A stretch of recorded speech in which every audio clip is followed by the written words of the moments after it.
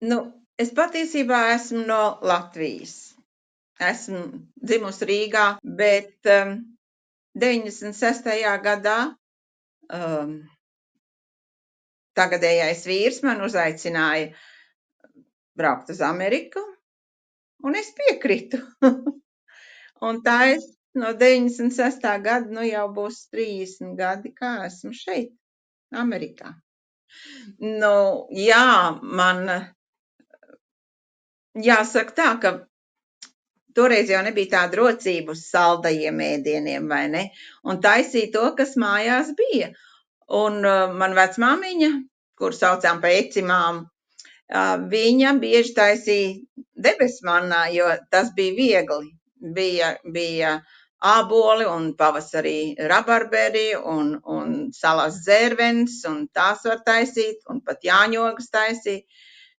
No dažādiem augļiem un ogām. Un tad mums ar brāli bija jākuļ tas debesmannā. Un tas nebija viegli ar roku sakult tā, lai ir tiešām putains un garšīgs.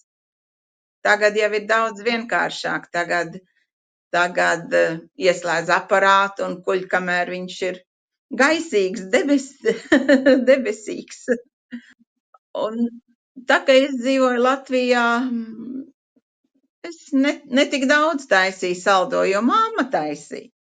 Bet tā kā atbrauc šeit, tā man vajadzēja taisīt, un tā es sāku visu kaut ko taisīt. Gan pīrāgus cept, gan kūkus taisīt, gan saviem bērniem debesmannā arī. Un tas iznāca, ka mēs kaut kad draudzē tur ierunājās par debesmannā, un daudz cilvēki nebija ēduši debesmannā, nezināja, kas tas ir. Un es teicu, nu tad ir jāuztais, un ka mums bija draudzē pikniks, tad es uztaisīju no saldajā to debesmannā un visiem ātri pasniedz. Jo redz, debesmannā nevar ilgi turēt. Viņš ir jāēd uzreiz, kā saputots, tad ir garšīgs. Man personīgi nepatīk, ka viņš pastāv. Kaut vai dažas stundas pastāv, viņš vairs nav. Ne siltu, bet viņu tikko tu, debesmannā tu uzvāri sulu vai ne, vai tā ir, tā. Dzērveņu sulu, teiksim, tas ir visvienkāršākais. Un ieber mannā, es mazliet pielieku vanilī, un tad tūlīt liek mikserī un kuļ. Tad, kad ir, tā kā mannā putru kavāra. Ieber mannā, un tikko viņš vai ne uzbriez drusku, tā ņem, liek mikserī un kuļ, kuļot viņš atdziest un sakuļās gaiši, kremīgs, tāds rozā, pufīgs, debešķīgs, tāds, kā debesmannā. Un tur jau tas ir, ka viņu nevar turēt ilgāk, vai ne? Viņu uzputo un ēd, viss. Viens no vieglākajiem saldajiem ēdieniem. Tā mums bija, jo es jau kūlu turpat uz vietas, vai ne, miksers bija uz vietas, tūliņ kūlu, un tad meitenes, es tik liku bļodiņās, un meitenes nes ārā, vai ne, un cilvēki varēja ēst tikko sakultu. Un mājās ar mēs te, kad, kādreiz mazbērni ir un visi ģimene esam kopā, tad mēs vispirms varbūt pāēdam to pirmo ēdienu, vai ne, un tad es sakuļu debesmannā, lai te saldajā ir tikko skults. Man ir nācies citur taisīt, kad mums te ir kādas kompānijas tādas sajiet. Gan latvieši, gan amerikāņi. Un ļoti garšo. Un vispār latviešu ēdiens ļoti garšo amerikāņiem. Ritīgi mikser, kas ir.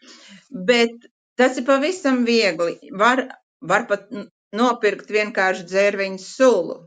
Var kādreiz dabūt. Vai Latvijā taču ir dažādas labas sulas, var arī no pirktajām taisīt. Bet es parasti izspiežu, uzliek dzērvens vārīties, nelielā daudzumā. Un, lai uzvārās, tad izspiež caur sietu, lai sula ir, kopā ar to ūdeni visu. Un tad, kad uzvārās tas ūdens, nu, liek apakaļ uz plīts, uzvārās ūdens un ber uzmanīgi mannā klāt.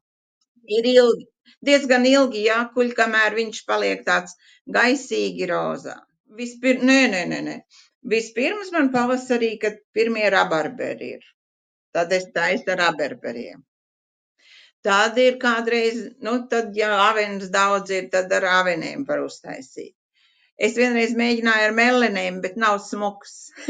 Tumšs tāds. Nav smuks. Mums pašiem meleņu krūmi ir, un tā es domāju, bet nē, nav smuki tas. Melenes nevar taisīt. Bet rudenī ar āboliem. Nu, jā, nu, es vispār skatos receptes, jā, un paskatos, bet daudz ir diezgan tā, nu, pēc savas izdomā, kā tas varētu būt. Bet noteikti es skatījos kādreiz. Arī tagad, kad es gatavoju kaut ko ēst, vai ne, aizmirstās, es paskatos to pamatrecepti, bet tais to, kas mājās ir, vai ne. Es pasniedzu ar pienu. Un es aizmirsu, ka var taču ēst bez. Un tad man uzreiz teica, man pienu ne. Ops, jā, es taču varēju visiem dot bez piena, kas grib, lai pielej klāt. Bet tad, kad gribējās tā ātri, tad visiem pielēja pienu. Pāris reizes varbūt ziemā uztais. Vasarā biežāk pat cik ir pieejama, vai ne? Negribās tos rabarberus laist projām un tad izvārt ķīselīti vai kaut ko, vai rabarberu maizi izcep vai kaut ko, un tad, pie viena arī uztais drusciņ tā. No visu kā var ķīseli taisīt. Sausie augļi man garšo ķīselī. Jā, to bieži taisīja arī. Un sevišķi vai ne pie vecmāmiņas mēs paši žāvējām ābolus, nu kā jau tas bija Latvijā, kad žāvēja pie krāsnes žāvēja ābolus, un ziemā tad varēja tos ābolus savārīt un taisīt biezo ķīseli, ko ēda ar pienu. Teiksim, ar žāvētiem augļiem, vai ne? Uzliek atkal viņus vārīties tā, lai uzvārās ūdens. Un tad cik grib vai saldu, vai pieliek vai citronskābi, ja grib skābāku, un vai cukuru, vai ko, vai ne. Tas pēc garšas, kā katrs grib. Un iemaisa ūdenī kartupeļu cieti mums bija, vai arī kukurūzas cieti, bet kartupeļu cieti ātrāk sarauj. Iemaisa to ūdenī. Es nepateikšu porcijas, jo es īsti nezinu tos daudzumus. Un to kartupeļu cietas ūdeni tad uzmanīgi lej tajā karstajā, savārītajā augļu ūdenī, vai ne, kas ar augļiem, viņš sabiezē. Un jo tu vairāk iebērs kartupeļu cieti, jo cietāks, stingrāks būs tas ķīselis. Viņš paliks tāds biezāks. Atdzesē un ēd. Atkal ieliec, pielej pieniņu klāt. Viss. Var, teiksim, atkal, ja teiksim, vairāk jau tad arī tās sarkanās ogas kaut ko taisa. Un uzspied putkrējumu virsū, un viss, vai ne? Arī tā var.